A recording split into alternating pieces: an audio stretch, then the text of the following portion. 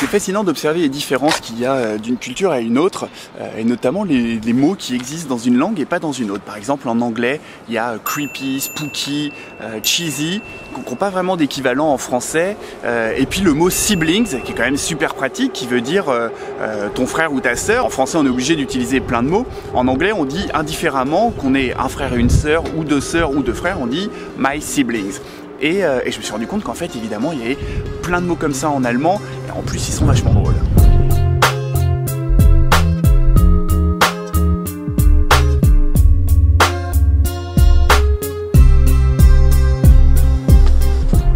Il s'est remis à faire super froid et il y a du vent, c'est pas très agréable. Bon, vous êtes prêts à vous amuser? J'ai noté les définitions sur mon téléphone. Alors, c'est parti. Le premier, c'est Kopfkino, qui se traduit littéralement par le cinéma dans la tête. Et c'est les situations éventuelles que l'on imagine dans sa tête. Donc, c'est littéralement se faire des films. Wanderlust, celui-là, il commence à être un peu plus précis. C'est un désir ardent de partir en voyage. Et ça se traduit par le désir de flâner. Et celui-là, je l'adore.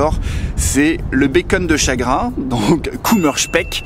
Alors attention, excès de poids entraîné par une suralimentation émotionnelle. Donc vous voyez que c'est des mots dont on a tous les jours besoin dans la langue française, mais malheureusement qui n'existent pas.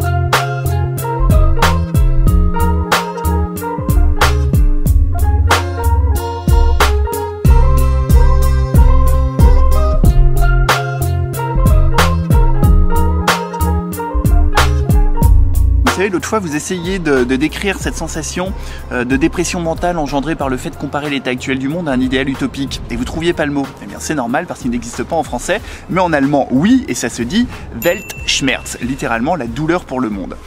Celui-là, il me fait marrer, c'est donc Schadenfreude, et c'est un sentiment de plaisir résultant du malheur d'autrui. Et le dernier, qui est intéressant, c'est une contraction entre empirer et améliorer, c'est Verschlimmbessern, et c'est lorsqu'on empire une situation en essayant de l'améliorer. Bon, j'espère que ces mots vous seront utiles, que vous pourrez les... Sympa le train.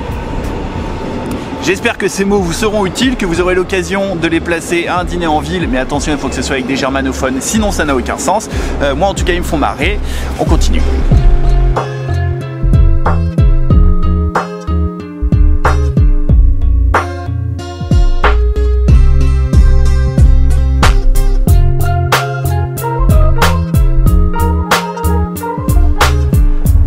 Vous connaissez ce discours célèbre de Kennedy en train de dire « Ich bin ein Berliner ».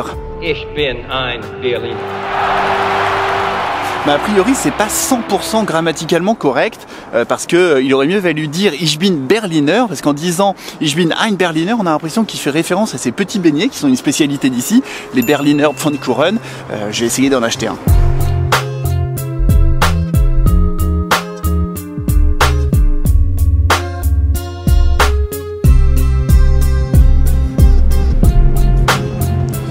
Et c'est un échec cuisant, ça fait 2 vidéos consécutives que j'essaye d'acheter des Berliner Pfannkuchen, mais ils n'en ont pas dans les boulangeries où je vais. Je crois que j'ai trouvé la spécialité berlinoise la plus difficile à trouver à Berlin. À la place j'ai pris ça, c'est aux carottes et avec des graines. Et c'est très moyen.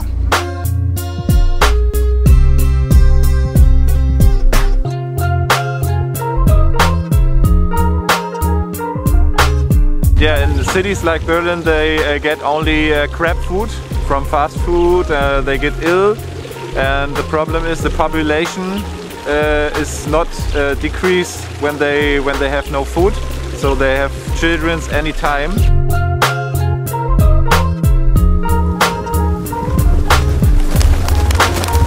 C'est étonnant ça, si j'ai bien compris, il nourrit les pigeons dans le but qu'ils se reproduisent moins. C'est assez contre-intuitif, mais il me semble bien que c'est ce qu'il m'a raconté.